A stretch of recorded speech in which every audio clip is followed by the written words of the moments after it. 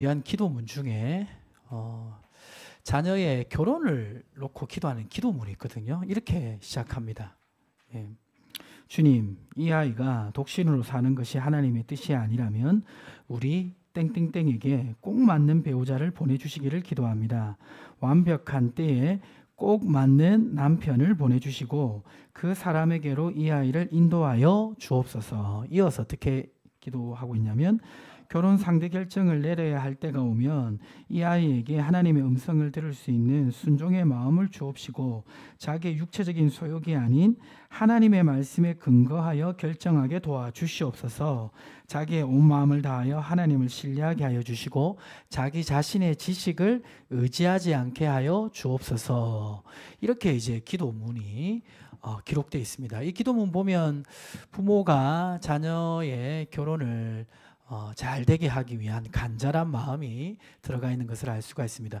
오늘 이 책의 저자처럼 자녀의 결혼을 잘 되도록 애쓰는 사람이 오늘 본문에 나타나 있는데요. 그 사람의 이름은 아브라함입니다. 아브라함은 나이가 들어서 140살이 되었는데 창세기 24장 1절에 보니까 아브라함이 나이 많아 늙었고 여호와께서 그에게 어떻게 하셨습니까?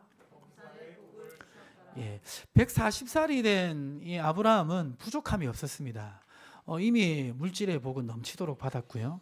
그리고 가나안 땅에서 정착했고 그 지역의 실력자였습니다. 누구도 아브라함을 무시하거나 함부로 하는 사람이 없었습니다. 그리고 복잡했던 문제들도 다 해결이 됐고 아브라함의 믿음도 아주 굳건했습니다. 죽은 자를 살리시는 하나님을 믿을 만큼 아브라함은 하나님의 말씀으로 절대적으로 순종하는 믿음도 가지고 있었습니다. 그리고 귀한 아들 이삭은 아브라함이 지금 나이가 140살이 되었으니까 이삭의 나이가 몇 살이죠? 40살이 되었습니다. 이삭도 잘 자랐고 아내 사레가 먼저 떠나긴 했지만 아브라함은 더 이상 인생에 부족함도 없었고 여한도 없었습니다. 그런데 아브라함 마음속에 한 가지 걸리는 게 있었습니다. 그게 뭐냐면 이삭이 아직 솔로였던 것입니다. 이삭을 결혼시키는 문제가 아브라함 마음속에 중요한 문제로 숙제로 남아 있었는데요. 이 문제가 아브라함에게는 굉장히 중요한 문제였습니다. 부모의 입장에서 봤을 때 혼자 있는 이 자녀를 보면 마음의 그 빈자리를 부모가 느낍니다. 그 하나님이 아담을 지으실 때 아담을 보고 뭐라고 말씀하셨습니까? 독처하는 것이 좋지 못하니라고 말씀하셨죠. 그러니까 하나님이 아담을 보고 빈자리를 느낀 것처럼 부모는 홀로 있는 자녀를 보면 그 빈자리를 느낍니다. 그래서 그 빈자리를 채워주고 싶어합니다. 아브라함은 이삭을 보면서 그런 마음을 느꼈고 또 하나님의 언약적인 면에서 생각을 할 때도 이 문제는 굉장히 중요한 문제였습니다. 왜냐하면 이 이삭은 노년에 얻은 귀한 아들일 뿐만 아니라 아브라함을 이어서 하나님의 약속을 이어갈 사람이잖아요. 그렇죠? 그러니까 그 약속을 계속 이어가려면 또 가정을 이루고 또 자녀를 낳아야 되는 그런 중요한 사명이 연결되어 있었습니다. 부모와 자녀의 인생은 어떻게 보면 각자의 인생이지만 떨어뜨려 놓고 생각할 수 없습니다.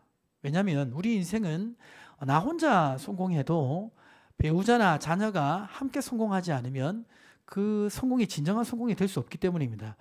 남편은 굉장히 행복하고 즐거운데 아내가 너무 괴롭다면 그 남편의 그 삶이 복된 삶이라 할 수 있겠습니까? 부모는 굉장히 인생을 잘 살고 이제 아무런 부족함이 없는데 자녀가 인생의 정말 중요한 문제를 제대로 해결하지 못해 주저앉아 있다면 그 문제 속에 있는 그 아들을 보고 나는 성공했으니 괜찮다라고 누가 말할 수가 있겠습니까? 이처럼 부모의 삶과 자녀의 삶은 사실상 연결되어지는 부분이 있습니다. 지금 아브라함도 그렇습니다. 아브라함의 언약이 아브라함 한 세대에 끝나는 것이 아니라 이삭과 야곱에게 이어집니다. 마찬가지로 우리의 인생도 하나님이 우리에게 주신 비전이 우리 자신에게만 끝나는 것이 아닙니다. 교회를 생각해 보면요. 제가 이전에 있었던 교회가 한 70년 되는 교회였는데요. 교회가 70년 동안 있으면요. 몇 세대가 있습니다. 그러면 하나님이 교회 주신 비전이 한 세대만 있는 게 아니라 할아버지 세대도 있고 아버지 세대도 있고 손주 세대도 내려갑니다. 마찬가지로 하나님이 가정에 주신 비전도 한 세대에 끝나는 것이 아니라 자녀 세대까지 이어진다는 것을 우리는 기억해야 됩니다. 그렇기 때문에 자녀가 성공적으로 결혼하는 문제는 부모의 인생의 후반부에 가장 중요한 사명 중에 하나입니다. 동의하십니까? 너 따로 나 따로 이럴 수가 없습니다. 아주 중요한 사명입니다. 그리고 우리 청년들의 입장에서 볼 때도 직장 선택보다 더 중요한 게 배우자 선택입니다. 왜냐하면 배우자 선택은 일생에 한 번이고 또 되돌릴 수 없는 선택이기 때문입니다. 자, 그러면 성공적인 결혼을 위해서, 자녀가 성공적인 결혼을 하기 위해서, 우리 청년이 성공적인 결혼을 하기 위해서 기억해야 될 것은 무엇일까요? 자, 첫 번째 한번 읽어보겠습니다. 자, 어디를 떠나는 선택을 하면 안 됩니까? 하나님의 약속을 떠나는 선택을 해서는 안 됩니다. 오늘 아브라함은 자기 집의 모든 소유를 맡은 종을 부릅니다. 창세기 24장 2절에 보니까 아브라함이 자기 집 모든 소유를 맡은 어떤 종입니까? 늙은 종이라는 것은 옛날 때부터 아브라함하고 함께해서 아브라함의 마음을 알고 아브라함의 집안 사정을 가장 잘 아는 그러한 종입니다. 이 종을 허벅지 밑에 손을 넣어서 맹세시키는데, 이것은 아주 중요한 일을 맹세시킬 때 하는 행위입니다. 그러면서 어떤 얘기를 하냐면 창세기 24장 3절과 4절을 우리 남성 성도님들이 한번 읽어보겠습니다. 내가 너에게 하늘의 하나님 땅의 하나님이신 여호와를 가리켜 맹세하게 하노니 너는 내가 거주하는 이 지방 가나안 족속의 딸 중에서 내 아들을 위하여 아내를 택하지 말고 내 고향 내 족속에게로 가서 내 아들 이삭을 위하여 아내를 택하라. 중요한 맹세를 지키면서 아브라함이 한 얘기가 뭐냐면 너는 이제 내 아들의 배우자감을 구해오되 가나안 족속에게서 절대 구하지 말고 내 고향까지 가서 구해오라고 그렇게 얘기합니다.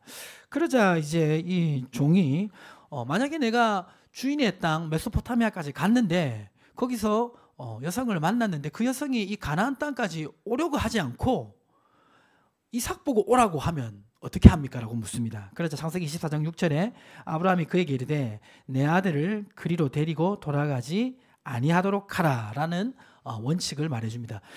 지금 이 아브라함이 종에게 한 이 기준을 세 가지로 정리해 보면 이렇습니다. 첫 번째는 누구는 절대 안 된다? 가나안 족속의 딸 중에서는 절대 아내가 안 된다. 왜 그러냐면 이 가나안 족속은 그 노아의 아들이었던 함의 자손입니다.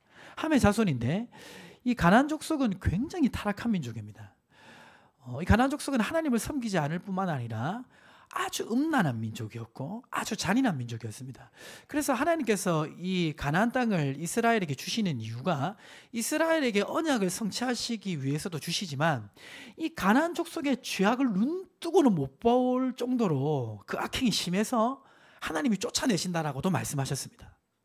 그리고 막상 아브라함이 가나안 지역에서 같이 지내보니까 가나안 지역의 이 사람들이 살아가는 문화나 삶의 행위가 너무 악한 거예요. 그래서 가나안 족속의 딸은 절대 안 된다라는 원칙이 있었습니다. 그리고 두 번째는 뭡니까? 어디에서 구해오라?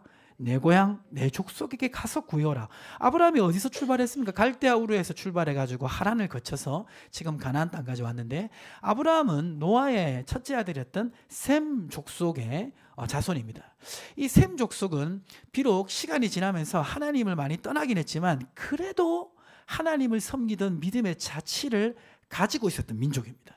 그래서 그 민족 중에서 혹시 하나님을 경외하고 이삭과 함께 언약을 이어갈 수 있는 사람이 있을 거라 기대하고 아브라함이 내 고향 내 족속에게까지 가라고 얘기한 것입니다.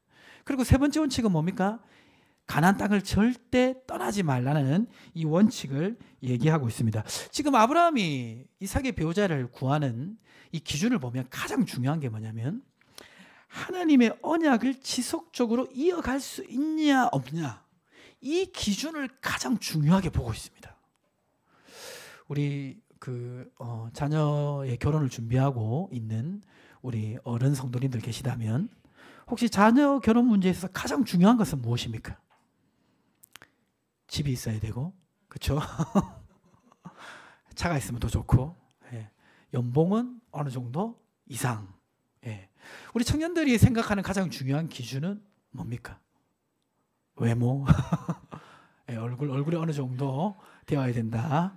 예. 자, 근데 지금 아브라함의 가장 중요한 기준은 하나님의 약속을 함께 공유할 수 있느냐 없느냐. 이게 가장 중요한 기준이란 겁니다. 성경은 결혼 문제에 있어서 하나님의 이 언약과 약속을 공유할 수 없는 자와 절대 멍에를 같이 맺지 말 것을 얘기하고 있습니다. 고린도후서 6장 14절 15절 우리 청년들만 크게 한번 읽어보겠습니다. 너희는 믿지 않는 자와 멍에를 함께 매지 말라. 의와 불법이 어찌 함께하며 빛과 어둠이 어찌 사귀며 그리스도와 벨리알이 어찌 조화되며 믿는 자와 믿지 않는 자가 어찌 상관하며. 이거는 단순히 종교가 같아야 되는 그런 문제가 아니에요. 믿지 않는 자, 좀 더 이렇게 넓게 말하면 앞으로 믿음을 가지기 어려운 사람, 이 사람과 함께 내가 결혼 생활을 한다면 나는 정말 중요한 것을 공유하지 못합니다. 하나님의 약속과 언약을 공유하지 못하고 하나님 주신 비전을 공유하지 못합니다. 인생은 하나님 주신 비전을 따라 걸어가는 긴 여행인 것 같습니다.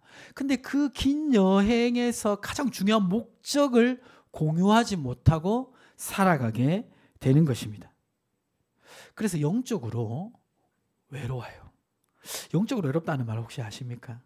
나 하나님을 섬기고 하나님과 교제를 하고 그 안에서 평안과 기쁨을 누리는데 그것을 공유할 수가 없어요. 자, 그리고 어떤 실질적인 문제가 생기냐면요. 막상 결혼을 하고 나서 제일 이렇게 쉽게 부딪히는 문제가 주일 성수. 우리는 주일날 예배 드리는 게 당연하지만 믿지 않는 사람은 주일 성수가 당연한 것이 아닙니다. 부딪힙니다. 그리고 헌금하는 거. 헌금을 작게 할 때는 뭐 그냥 이해를 하는데 내가 11조를 꾸준히 해왔다. 근데 결혼을 했는데 불신 남편, 불신 아내와 이 문제를 의논하면 쉽게 받아들이기 어렵습니다. 그리고 지금은 좀 덜한데요. 제사 문제입니다. 믿지 않는 대상의 집안이 제사를 지내는 집안이다. 내 사랑하는 자녀가 우상 앞에 절을 해도 막을 수 없게 됩니다. 그리고 이보다 더 근본적인 문제가 있습니다. 고린도 7장 16절 말씀 우리 청년들과 같이 한번 읽어보겠습니다. 아내된 자여 내가 남편을 구원할지는 아실 수 없으며 남편된 자여 내가 내 아내를 구원할지 어찌 알 수 있으리요. 결혼할 때는 내가 충분히 전도할 수 있겠지라고 착각하시지만 이 문제는 결코 쉽지 않습니다. 제가 아는 분은 정말 믿음의 사람이고 기도의 사람이고 헌신의 사람이라서 정말 불신 남편과 결혼을 했지만 믿음 생활을 너무 잘하셨어요. 자녀들을 너무 훌륭하게 키워냈어요. 믿음의 사람으로. 근데 70이 되고 80이 돼도 남편이 예수를 믿지 않았습니다. 마지막 돌아가시기 직전까지 그 일이 쉽지 않았어요. 그 일생의 그 기간 동안 남편 구원을 위해 노심초사한 인생이었습니다. 마지막에 결과도 알 수가 없었습니다. 막상 이제 불신 연애를 하고 있으신 분들은 이제 누가 얘기해도 안 듣고 막 밀어붙여서 결혼을 하시는 분들 있어요. 그러고 나면 꼭 부모님께 그렇게 얘기합니다. 그때 왜 말리지 않았냐고. 근데 부모님 분명히 말렸어요. 내가 안 들었을 뿐이지. 제가 저번에도 그 얘기 했는데 이 말을 같이 한번 읽어보겠습니다. 시작.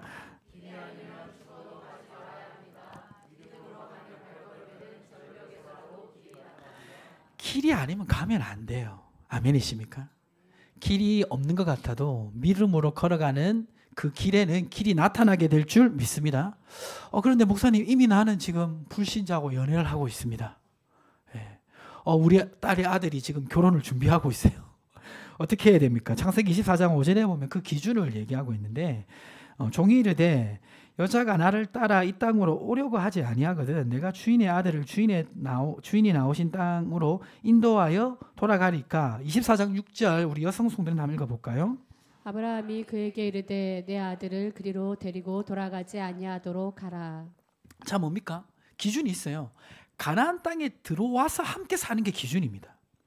그러니까 이제 그 연애를 하시는 분 중에 정말 그 신앙적인 대화가 되고 또 내가 권면하니까 교회도 같이 오고 그리고 훈련도 받고 세례도 받고 이런 과정을 공유할 수 있으면 불신자라 할지라도 가능성이 있습니다.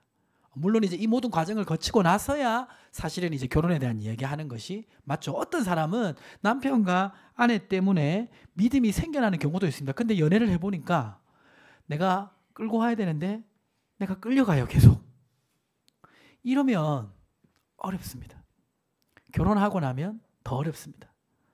부모님이 해야 될 말을 제가 대신 해드릴게요. 헤어지셔야 됩니다. 부모님 말 못해도 제가 얘기해요. 그런 경우면요, 헤어지셔야 돼요. 내가 끌고 올 수 있는 게 아니면 헤어지시는 게 맞습니다. 자, 그래서 이제 이런 부분을 놓고 우리 어른들도 그런 기준을 가지고 있어야 돼. 무조건 안 된다, 그건 아니죠. 정말 너무나 다른 조건이나 여러 가지가 맞고 또 하나님 인도하심이라 생각한다면 교회로 이끌고 훈련받고 양육받고 세례받고 그리고 나서 그 다음에 이런 얘기들을 진행할 수 있다면 그것도 괜찮은 선택이 될 수 있습니다. 근데 그게 아니고 우리 자녀가 불신 연애를 하는데 말도 안 듣고 막 밀어붙이려고 해요. 그러면 어떻게 해야 됩니까? 핍박해야 됩니까?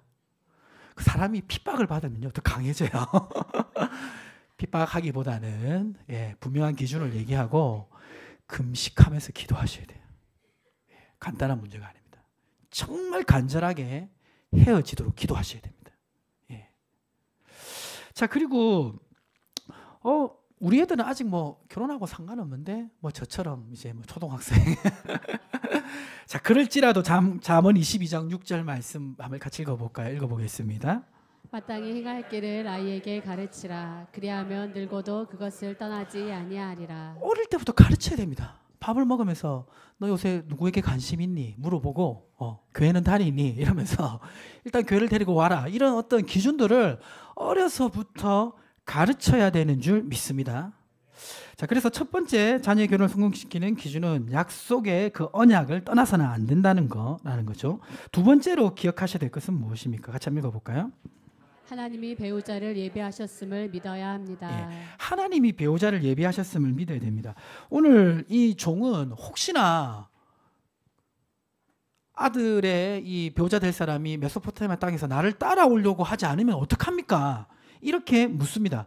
그러자 아브라함은 확신 있게 얘기합니다. 창세기 24장 7절을 우리 웅보 형제가 한번 읽어주세요.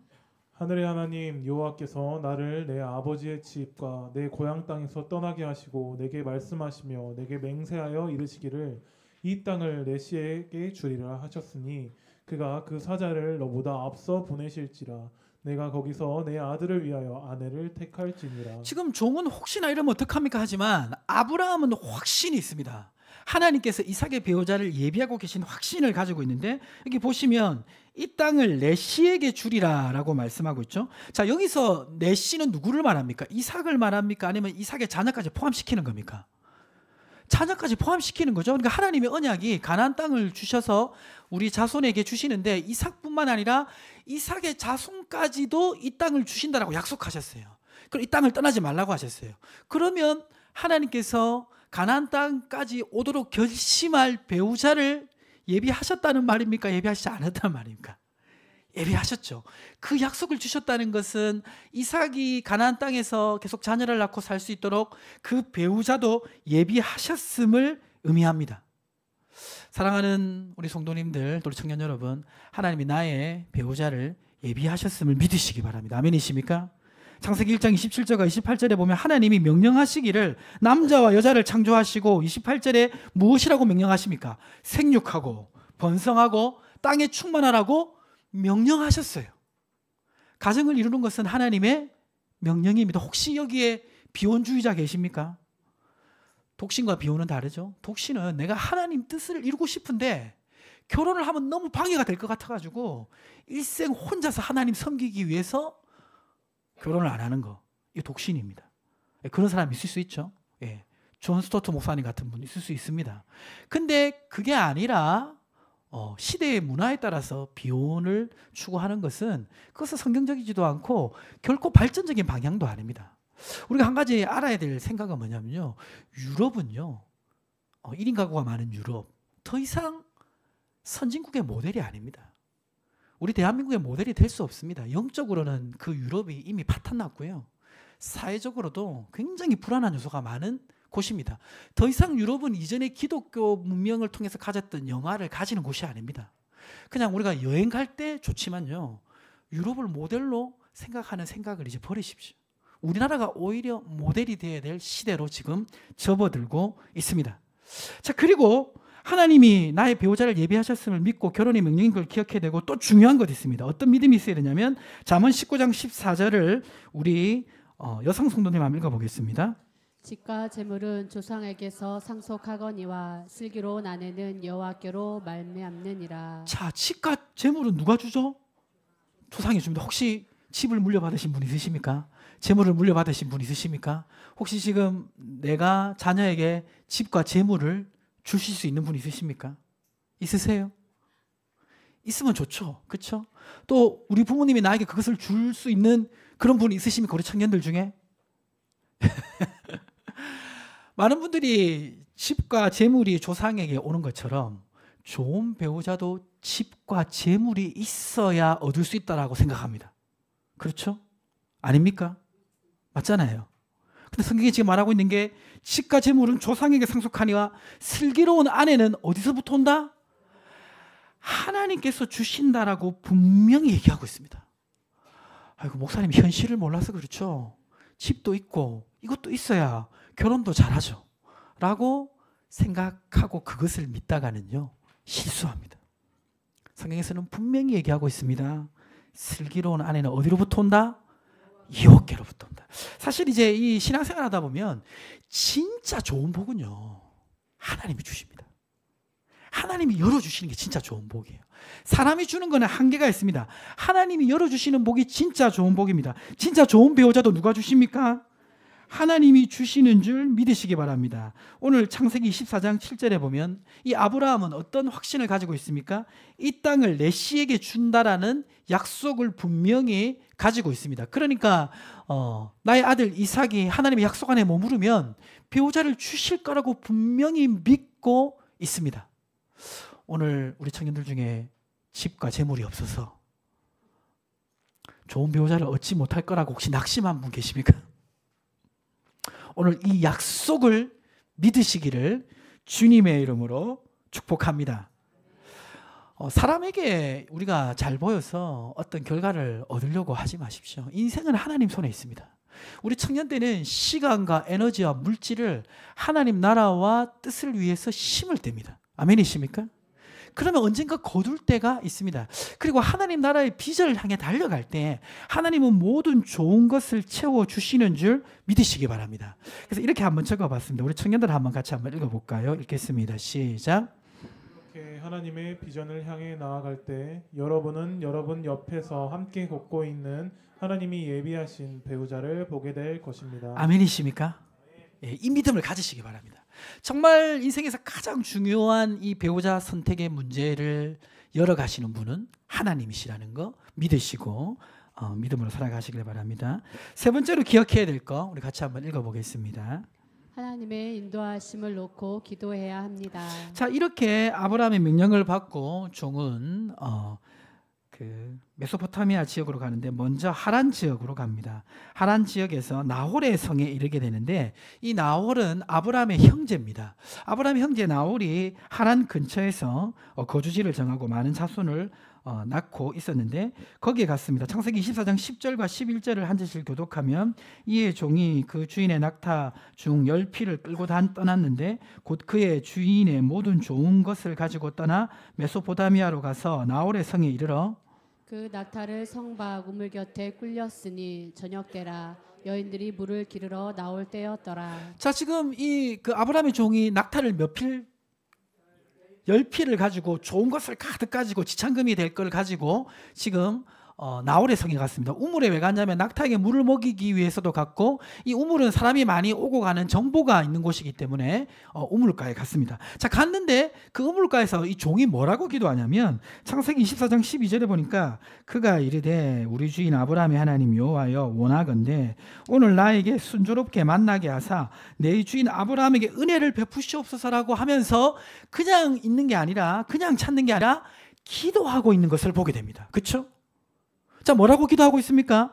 24장 13절과 14절을 한 절씩 교독할게요. 성중 사람의 딸들이 물길로 나오겠사오니 내가 우물 곁에 서 있다가 한 소년에게 청하기를 물동이를 기울여 나로 마시게 하라 하리니 그의 대답이 마시라 내가 당신의 낙타에게도 마시게 하리라 하면 그는 주께서 주의 종 이삭을 위하여 정하신 자라 이로 말미암아 주께서 내 주인에게 은혜 베푸심을 내가 알겠나이다. 지금 이 종이 기도했던 기도는 두 가지입니다. 하나는 이삭의 배우자가 될 사람의 자질을 놓고 기도했고, 또 자기가 분별할 수 있는 표징을 놓고 기도했습니다. 그 자질과 표징이 되는 게 뭐냐면, 내가 목마르니까 물 좀 달라고 했을 때 물을 나에게만 줄 뿐만 아니라 낙타에게까지 물을 마시게 하면 하나님이 인도하시는 사람으로 내가 분별하겠다라고 기도한 것입니다. 자, 그렇게 이제 기도하자 창세기 24장 15절 16절에 보니까 말을 마치기도 전에 리브가가 물동이를 어깨에 메고 나오니 그는 아브라함의 동생 나홀의 아내 밀가의 아들 부두엘의 소생이라. 리브가라는 그 소녀가 왔는데 이 소녀의 그 가계를 보니까 아브라함의 형제 나홀의 아들 누굽니까? 부두엘. 부두엘이라는 이름의 뜻은 하나님의 사람이라는 뜻입니다. 부두엘의 아들이 그 딸이었던 리브가가 나왔습니다. 나와서 이제 물동이를 가지고 이제 자기가 필요한 물을 채워가려고 하는데, 그때 이 아브라함의 종이 나에게 물을 좀 마시게 해주십시오라고 요청합니다. 그래서 리브가가 어떻게 반응하냐면 창세기 14장 18절과 19절을 우리 청년들 같이 한번 읽어보겠습니다. 그가 이르되 내 주여 마시소서 하며 급히 그 물동이를 손에 내려 마시게 하고 마시게 하기를 다하고 이르되 당신의 낙타를 위하여서도 물을 길어 그것들도 배불리 마시게 하리이다 하고. 물을 나에게 좀 달라고 했을 때 나에게만 물을 준 게 아니라 낙타에게도 물을 길러서 주겠다라고 얘기하고 있습니다. 근데 이게 어떤 정도의 상황인지 여러분 잘 모르실 것 같은데, 낙타는 물을 얼마나 먹냐면요 123리터를 먹습니다. 한 자리에서. 그것도 20분 동안. 그러면 123리터 정도 먹으면 코스트코 1호트짜리 생수통 60개예요. 그러면 낙타 한 필에 60개면 10필이면 600개입니다. 자, 근데 창세기 24장 20절 말씀을 우리 여자 청년들만 한번 읽어보겠습니다. 같이 한번 읽어보겠습니다. 급히 물동이의 물을 그 위에 붓고 다시 기르려고 우물로 달려가서 모든 낙타를 위하여 깃는 자, 급히 물동이를 이어가지고 모든 낙타를 위해서 길었다. 생수 600통 되는 정도의 양을 기른 거예요. 그러니까 물동이 하나가 만약에 10리터 정도 들어갈 수 있는 물통이었다면 60번을 왔다 갔다 한 거고 5리터면 120번 왔다 갔다 한 겁니다. 자, 그러니까 이제 이게 간단한 일이 아니죠.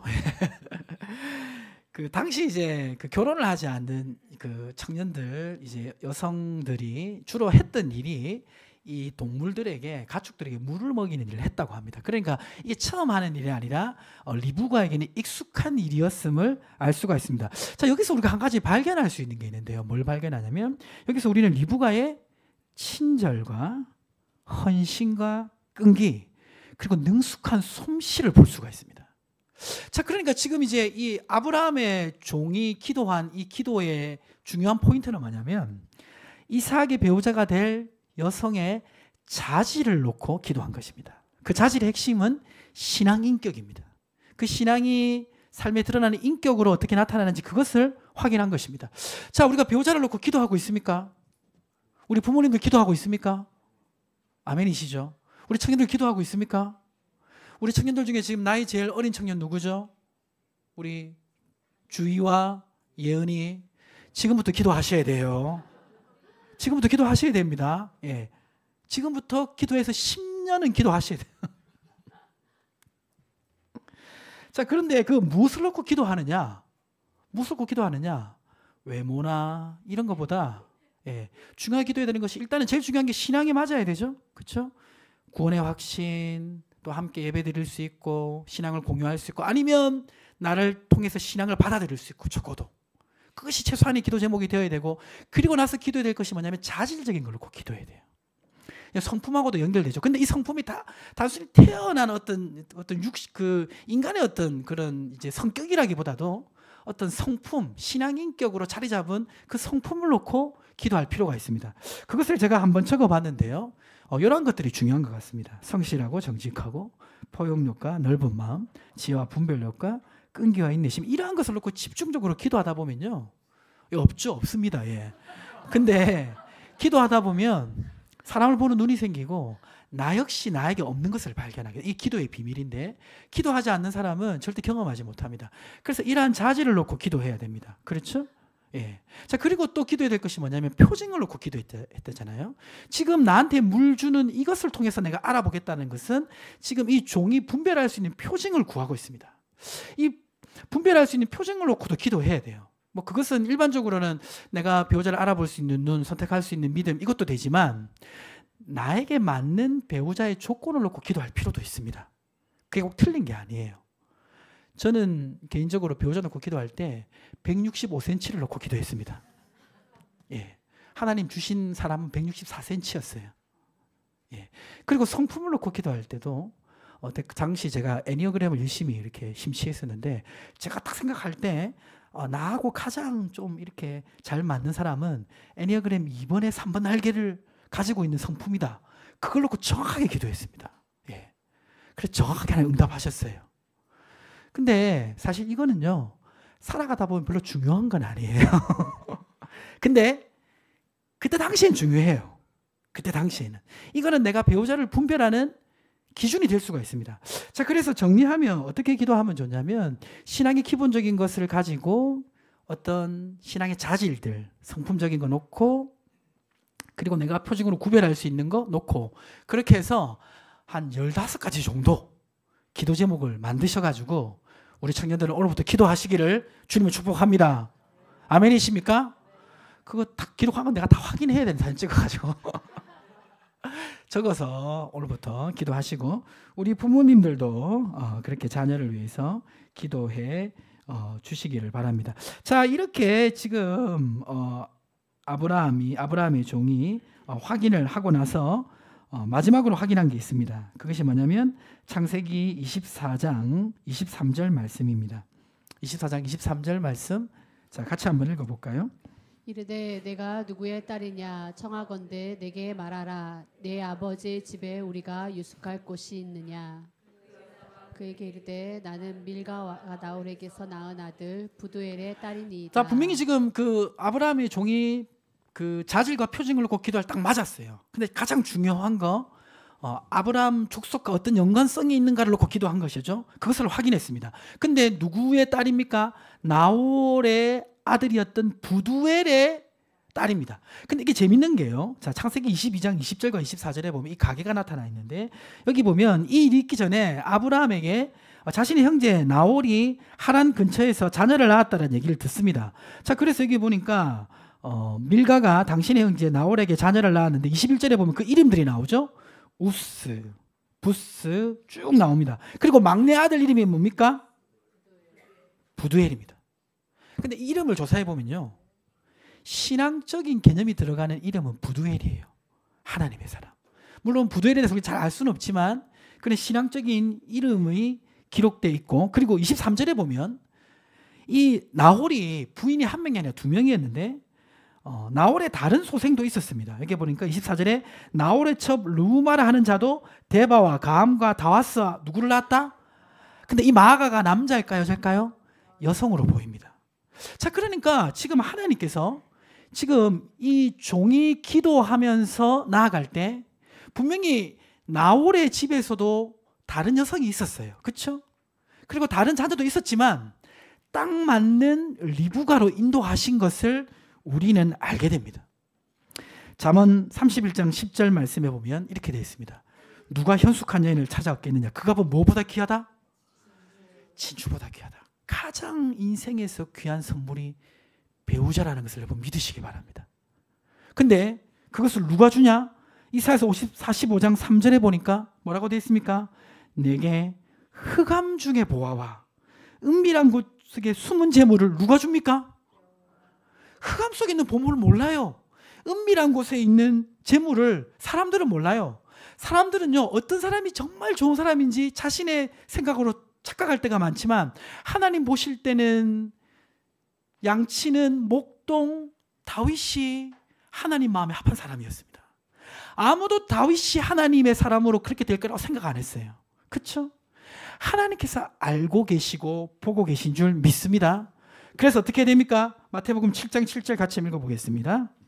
구하라 그리하면 너희에게 주실 것이요 찾으라 구하면 찾아낼 것이요 문을 두드리라 그리하면 너희에게 열릴 것이니. 구하고 찾고 두드려야 될 줄 믿습니다.